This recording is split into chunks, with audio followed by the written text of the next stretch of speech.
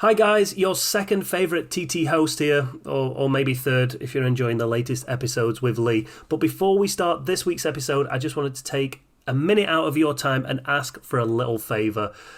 Could you believe it? Would you believe it? We have been nominated for an award, the Sports Podcast Awards, and obviously we are in the motorsport category up against some humongous F1 podcasts. In fact, we're the only motorcycle podcast in there.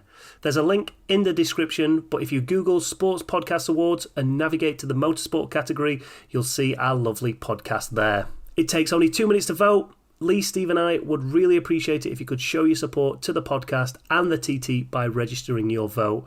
We're up against a lot of F1 podcasts, so let's show our support for the greatest motorsporting event in the world. Link in the description or search for Sports Podcast Awards on Google. Thank you so much for your support. On with this week's episode.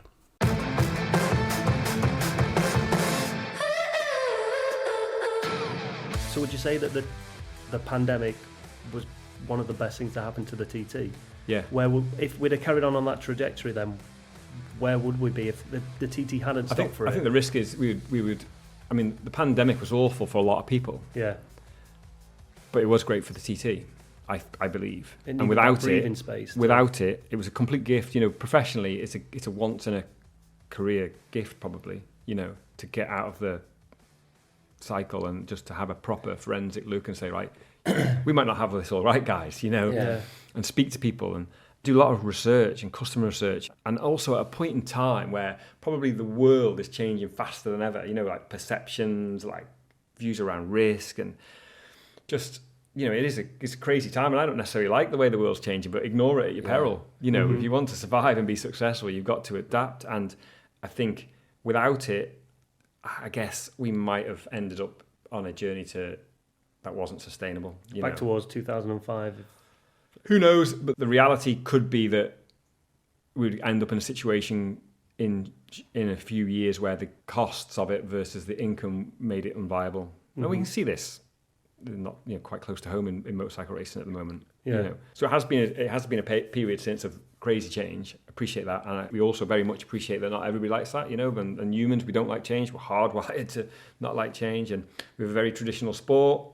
We live in a very traditional little jurisdiction, so it's a bit of a perfect storm really on that point. But I think the numbers, you've got to be able to measure what you're doing, and if you're getting the outcomes that you need to get.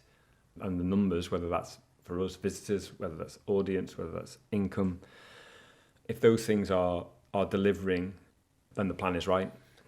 Just touching on what you said about the people being upset about change, and I think the rare thing that here is that no matter how big the pits gets, how flash the start line gets and everything, if you still want to get your lunchbox and your sandwiches and sit at the side of the road, that is the same as it was 100 years. The bikes are different. The tarmac might be slightly smoother, but you've still got that, and that will never change. That's a thing that's in our TT strategy when you talk about wanting the TT to be the most accessible motorsport property in the world. That's something that comes from our history, but also something that makes us unique and something that is achievable. So we can't be the most technically advanced motorsport in the world. We can't be the richest or have the biggest audience or any of those things. Your Formula One, MotoGP, that's unrealistic.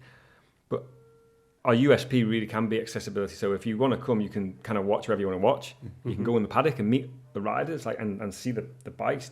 Nothing's off limits really. Yeah. But then there's other parts to that. So pre-pandemic, if you wanted to watch it, you had to be in a country that had it in the first place, and then you got only a little bit of it. In highlight shows and whatnot. Whereas now, for almost a very, very small price point compared to the market, you can watch every second of it.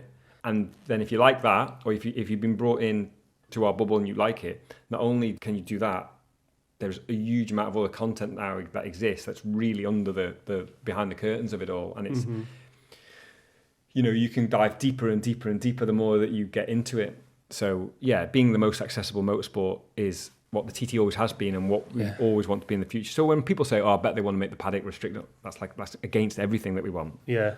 So for me, that someone that was traveling racing, if it was in Australia, or because there's quite a lot of Australian fans and stuff, and the first thing I would always get is, oh, I'd love to come. If I come, will you get me tickets? Yeah. Like, if you get on that island, you can go everywhere I can go. I says, you do not need, you know what I mean? And the look on their face is like, what? Because they've been to MotoGP or they've been to Formula 1. You might get one pass to get in, you get another pass to get in a little bit further, you get another pass then to get in, and then maybe if you're $5,000 in, you can get in the team box or on pit lane and wave. I mean, and that's not speaking to anyone, signing anything. No. It's I like mean, if you, major events can be expensive for anyone to go and attend, and it's, and sometimes you don't have any choice. Like if you wanted to go to, say, the British Grand Prix or something, there's no way of doing it kind of cheaply. But you could, and people do, come to the TT as a foot passenger on the ferry for less than £100. They could camp, and they could, make sandwiches and sit on the hedge for free, and have this amazing sporting experience for a really, and that won't. Why will that ever change? Especially now, the fact that the amount of races, so you could literally now come for 2 days and see 4 races. You know what I mean? Yeah. Whereas before, the chance was a little bit less. So everything they're doing is you can come for a day, 2 days, and see a genuine volume of action. Do you know what I mean? Yeah, that's the amazing thing. I think being stood in an ice cream queue, and potentially there's Michael Dunlop just stood behind you, just kind of waiting. Yeah, you won't get that anywhere else in the world. No. At any sporting event, no sporting event would you get that. No, it's bizarre. So I guess you just touched on it then. The in my eyes, and I don't know if this is right or not, but the biggest step forward has been the live coverage. Would you agree? I would say no. I would disagree. Oh, thanks.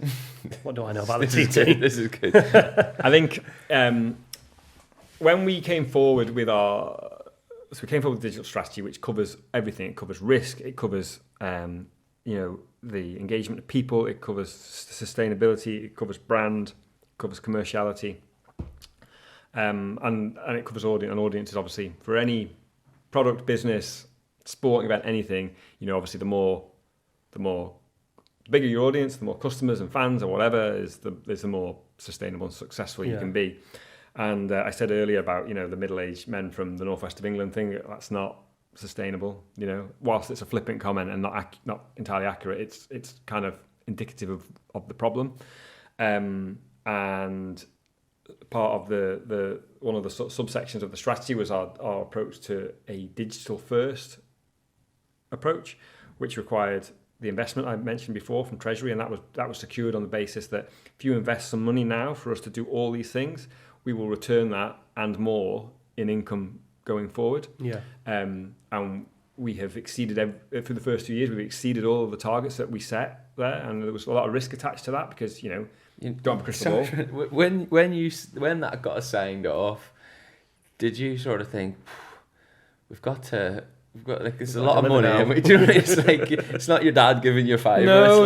It was quite a high. It was a high profile risk of failure. And it was the huge amount riding on that. It was a lot was been riding on that. And when you mentioned about the live coverage, I felt that we would get live would be mentioned for ages, and I was always strongly against that because I thought if you're going to do it, it's got to be done well, and that costs money, and there's got to be a plan to do that. If you do it badly, you could take something brilliantly and visceral as the TT and make it look rubbish, and that would be like suicide.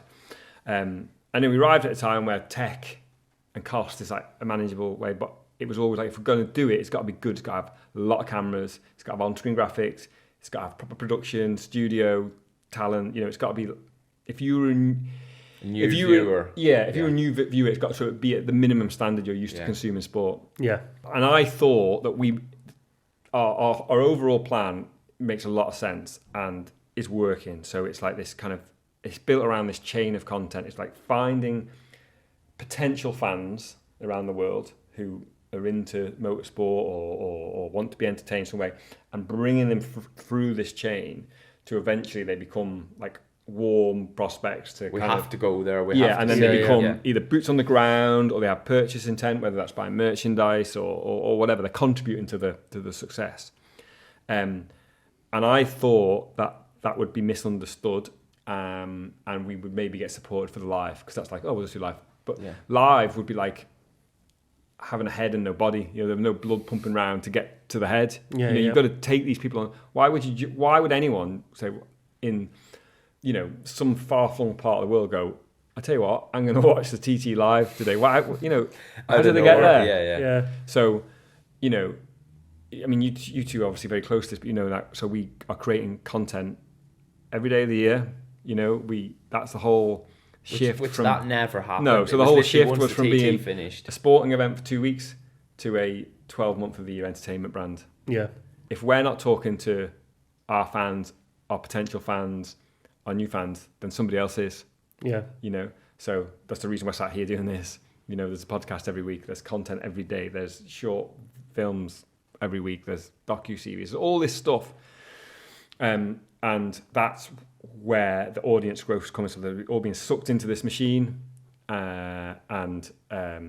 the long term, then and now in the digital world, that's the only way of doing it as well. There is, so there is not a single penny of our budget spent on traditional marketing. You'll never see an advert. You'll never see us at a trade show. Probably you'll never see us do any of those kind of things. It will always be invested in digital for the foreseeable future. That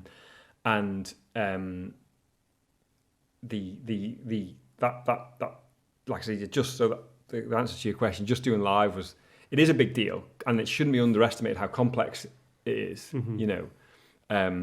But it's kind of that is the cherry on the top of the kind of content cake, really. And also, in terms of the business model of it all, it's usually important, content going forward, whether that be TT Live Pass, broadcast sales, licensed footage, YouTube, all those things together is undoubtedly our biggest income stream now. Fundamental. I guess I said it was, or at least I thought it would have been the biggest, because we've gone from listening to it on Manx Radio. That was the only way you could consume it live in the moment. Yeah. And now we can pay for a pass and we can watch it happen in real time. Yeah. Which was... It's funny. Like, obviously, I didn't want to be sat at home this year, by no means. But I was like, as someone that is normally always there, I thought it was amazing. Do you know what I mean? So I'm not saying that makes me any different to someone that has never been there, but I think like I knew what should be happening and everything, and I could see everything. You can feel the tent. You know what I mean? All the things. So. Yeah, it is amazing to be fit to do that and I was sitting on my phone. Do you know what I mean? And the TT's got this great opportunity. So we've arrived at this point in life, in all of our lives, where everyone's got high-speed internet and everybody's normalised watching video on their devices. Yeah, and not much looks better than TT on video. In terms of spectacle, scenery, the people, all those things. So we've looked out. Like. There are far more sophisticated sports than ours with bigger budgets, but they might not get as much traction as us in this world because they're just not as cool or as exciting as ours. Look at like, I don't use TikTok, right? Yeah, you do. No, I don't.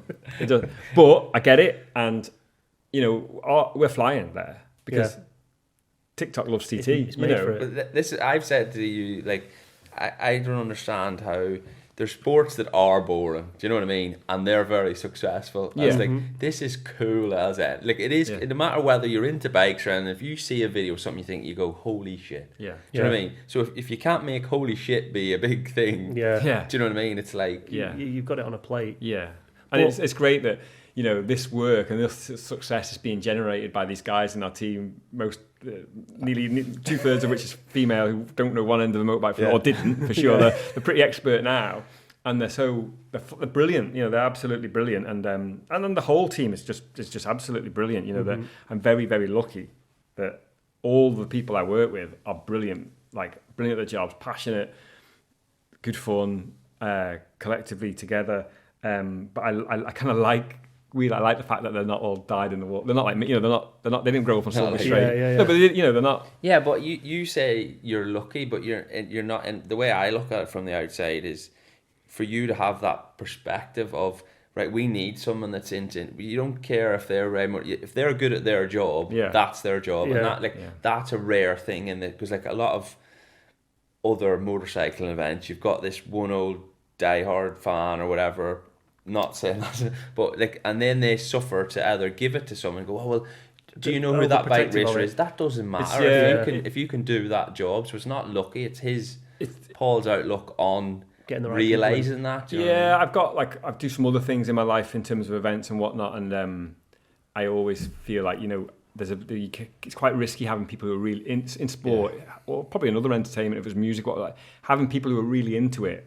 They've got huge blind spot or blind spots, and also they can easily take their eye off the ball. Like, a lot of people come to work on the TT or work around the TT, not in our team but in other places. And I always say, if you want to enjoy this event, don't work on it. You're not. It's not. If you want to enjoy it, go and sit on the hedge, because you're gonna have to. You're gonna miss it all now. You're like, I've not watched the TT since 2004. And I love watching the TT, but I've not sat on the hedge, and I miss all that, obviously. But so having people who can fully commit is really important, and to have a load of bike fans would be. Plus, it's having because then there's an emotion in the decision and not just a decision. It's not literally that man and that man are going to do an interview. It's not like, oh well, I like him because he's won. Yeah, exactly. Do you know what I mean? I fell out. Fell out with everybody probably that I have to deal with in my race in the racing world, and as starting as a fan and stuff, that's a big deal. But you said before, like you said, cycling's your first love. It's not my first love. This is my first love, but I'm not paid. For me to do my hobby, so I have to make my decisions that are lined up to what we're trying to achieve, and what I think about them. My views as a fan have to be put to one side, because it's not what I'm going to pay to do. If you suddenly become a director in cycling, you'd come back to watch the TT and you'd be a TT fan. Exactly. So it is absolutely my first love. I'm very proud to be part of it, and nothing will ever change me loving it, I'm sure. But to be successful and to grow, it's got things have to change all the time. Yeah, made a lot of change. The only thing I'll guarantee is that we'll make more changes. I don't know what they are. Brilliant. We'll have to, won't we? Well, yeah. So we'll go back to like talking about TikTok and how easy it is to make something like this beautiful. But the one of the beauties of it is the danger of it, and you can't really sweep that under the carpet. When we come back from the pandemic and we have a year like we had in 2022, when the TT's over at that point, and you look back on that TT, like how do you feel personally and professionally about it? Terrible, yeah. I mean, so that's the thing that I could never normalise or become. And I've grown up with this sport as well, so I am very, very used to all of that. When I started working on it at the start, it was really kind of like. The organisation was really protective. They swept stuff under the carpet. It was very kind of closed shop, and to the outside world looking in, it was kind of it was just strange. And right from the outset, I always wanted to talk about the dangers up front, to address them, to talk about what we do to mitigate. We're deciding to do something that's very high risk, but we're going to do it in this way, and we're going to not hide anything, and never not talk with integrity around that and authenticity. And that changed for sure. I know that changed, but still in our sport, there are a lot of very risky practices that I believe are normalised. And we've done a lot. We had done a lot of stuff. We've done a huge amount of stuff. Probably the best thing we could have done at TT was improve the quality of the entry. So like the gap between first and last got much, much smaller. The overall quality got better. And the statistics demonstrate that the serious incident record improved enormously. Yeah. It's still nowhere near enough. I mean, we've got to strive, and never stop to try and improve that, and that requires funding. Yeah. So again, it comes back to the other parts of what we do in terms of raising income. Like, it's always going to require money. It also requires kind of like mindset and cultural change in some respects. And the pandemic was another good opportunity to do this. And we've arrived at this point where, we accept there are all of these inherent risks associated in what we're doing. It's a high risk activity.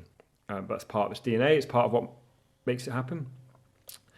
But there are a huge amount of risks that are avoidable that could be managed out of the event, and that is where our focus is. And we made a huge amount of change in that area going into 2022. So to have the outcome that we got there, it really flattened me, if I'm honest.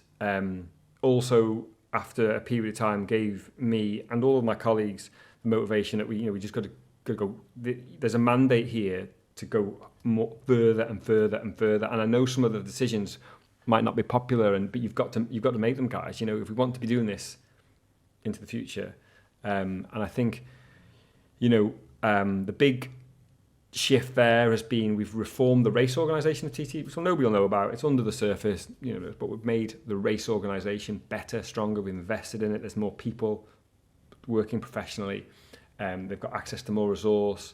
There are systems in place, and the whole thing has arrived at a much more proactive place. So in the past, a serious incident would happen at the TT, and people go, "Oh, right, we'll change that now because that's happened." Mm-hmm. Whereas now, our organisation is looking for problems. It's looking to how can we change systems and continue to raise levels to make this better. And it's already been challenging, and it's going to be challenging moving forward because it's going to become, it's going to be different. It's going to get harder for people to take part in the levels of fitness and professionalism are going to continue to rise, and they have to. And other things attached to the event are going to probably have to change to make it defensible, going forward. But I'm completely unapologetic about that. It's absolutely necessary, and we are. All the people who work on it now are responsible at that moment in time for the time that we are working on it to do that. Mm-hmm. And whilst we need to be able to be defensible in the court of public opinion, we need to be defensible in a coroner's court, we need to be defensible like in the industry, and that's why. And the world now, is different. So we've got to never ever stop on that. But if anybody thinks that it doesn't affect people or affect us that work on it and whatnot, it's super tough. It's obviously the worst part of working on it, and I there's nothing I want more than to be able to say I can fix that permanently, but then it's not going to be it's not going to be the TT. No, the only way of fixing it permanently is not to do it. Realistic, yeah. So and I balance it off personally. I think over the years that if I say, look, I can't marry myself, I can't marry my values up with this anymore. And I've been in that place a number of times. This is maybe I don't want to be part of this. But if I don't, it still happen. Yeah. You know what I mean? Yeah. So my personal kind of position on this is, well, I will work on it and do as much as I can. And my role really is to do as much as I can to help raise the revenue to make the investment for the people who have responsible for the risk management to do the best job of that. Yeah. That's And does it frustrate you? And I don't know how much of the stuff you read, but you can go on at any point online and you'll find some story with some negativity around it. Yeah. And it always comes back to it should be banned. Like, do you get frustrated with them people and kind of want to scream and shout with the amount of work, like you've just explained, because I think people are only going to feel like you're making a difference if there's additional rec to sell. If they saw this track with rec to sell all the way around, they'd go, they've done enough. I don't. But there's so much going on behind the scenes. I don't get like frustrated. I get it. I get it. I do understand that if you're from not inside this world, that this is normalised insanity. And what I get frustrated about more is the people who are in our world who don't appreciate that we've got to be better. Yeah. So like last year we, as an organisation, we changed the rules around riders' protective equipment, leathers, helmets, body armour, gloves and whatnot. So basically, you have to wear the best. The minimum standard is the best equipment that money can buy. Yeah. And there's quite a lot of pushback around that. And that's where I get frustrated. Like, that's, because that'd still be the first person complaining about not a rec to sell, do you know what I mean? Or that's just the thing you have to and our view, our collective view is, like the TT is the most dangerous thing you can do on a motorcycle, so you need to have the best chance of surviving and managing against all of the risks. If you were going to the Colosseum and fight the lions, they'd you can have a little sword or a big sword. You get the big sword, wouldn't you? Well, right, for me, it's the same with the best helmet, the best leathers, the best body armor, and they might improve the risk profile by a small percent, but still, it's all those small percents together. There's a big project going on behind the scenes at the moment around sports science and around the physiological and mental impact of TT racing, and some really, really good people are working on that. And ultimately, most accidents at TT are caused by a rider making an error, and there's a lot of work being put into what can be done to help riders make less errors. So if that's the better hydrated, or the nutrition's better, or all this sort of stuff. And that's the important thing is that the journey we're on this is never ending, and everyone has to accept that it's never ending, but just keep at it all of the time. So I guess the final question while we wrap it up is, what is the vision for the next 5 years? Where do you want to see the TT? Where do you think the TT will be, and will I be a part of it? Yes and no. I think we've got a growth trajectory in terms of audience, which we are ahead of schedule on. We need to continue on that. That's critical to the survival of the event. We have got challenges, financial challenges on the horizon, which will always probably come and go in different ways. That we've got to do a really good job to mitigate them. We've got to manage our costs. We've got to continue to raise our income. We post-pandemic, as tourism recovers, we've got to see the economic benefit from the event go up. That's ultimately what it exists for. So we need to get, we've changed the schedule to hopefully allow more people to come at a different part of the event. So we need to see that start to take root. Small green shoots this year, and we need to continue to improve on the work we've been doing on risk profile, so the event can be as defensible as possible in all those places I mentioned before. Because ultimately, when people say what will stop the TT, for me, the court of public opinion is the one. That will be the immovable thing. If the general consensus is that this is bad and shouldn't be happening either here or further afield, then that would be the thing that would potentially stop it. So that's where our focus is. But it's I am really, and I'm not just saying this because it's me sat here, but I'm genuinely optimistic about where we are, and I want to continue to try and explain to people how ambitious we are, and hopefully what this will look like. Hopefully in 5 years' time, the TT will be bigger than any of us could ever imagined, but still with all the kind of roots and heart that it already started off. The DNA not changed. Still with the accessible paddock and being able to watch, but also more and more benefits. More entertainment, more great things to do. And generally more popular. And you have this thing, don't you, like the real fans and the new fans and stuff, but I don't get. I want everyone to love it like I love it. Why should it only be for this amount of people? I think that's what I love about this job that I do, because I come in for 2 weeks, I'll do some work up there, and I'll get to see the effort that goes into it and what's happening behind the scenes, and to see where you guys want to take it and what you want to do with it. Is I just hope it all those stepping stones are reached and we get to where you want it to be, because I think it deserves it. It certainly deserves it. Yeah, even in the short period that I've been here, the change in my spell has been massive. From that period of time. So, and even people probably that watched this probably thought, all right, it's gone as live TV now. That's all they wanted to do. That's it. So even for people to know now, no, that's not it. This is only like a stepping stone. Yeah. And live, live's got to keep getting better. It can't be it now. It's got to get better. We've got to get better on-screen graphics. We've got to get more cameras. We've got to somehow get to live onboards and all of that kind of stuff. It's all. You even see that with I didn't watch Formula One for a few months, and then you go back, and now you've got like a fan zone pick thing. Yeah. Where, it's all about interaction. You can pick your driver of the day. You can pick all these things, and that'll obviously be where it wants to go. We didn't even touch on the documentary or anything like that. There's still so much to, how much that documentary has has given people an insight into what these riders go through, what you guys go through. Yeah, well, I always felt that we should have a great documentary, and I think we probably did for a first effort. Mm-hmm.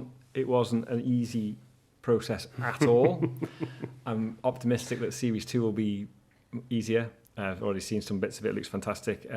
But you know what sport has as interesting a story as this? You know, like no, and then the riders as well. The so I mean, just brilliant. You know, and the great thing about TT is it's not exploited to the level of some sports where the access are given. Yeah. You know, the guard isn't really up. Mm-hmm. You know? And you don't need to create these narratives. Nothing was manipulated in that series. With all due respect to Drive to Survive, it's a wonderful series, but you can see where the manipulation is to try and cause that drama or cause something. And the more you watch it, the more you get focused on the manipulation of the story. Yeah. Whereas No Room for Error was... You just let the camera roll, don't This you? is us. This is what we are. Yeah. Yeah. Paul, I'm sure you've got more pressing issues than sitting here and chatting to us. And we didn't even talk about cycling once. No. Well done. Congrats, boys. Paul, pleasure. Thank you very much. Thanks, mate. Thank you.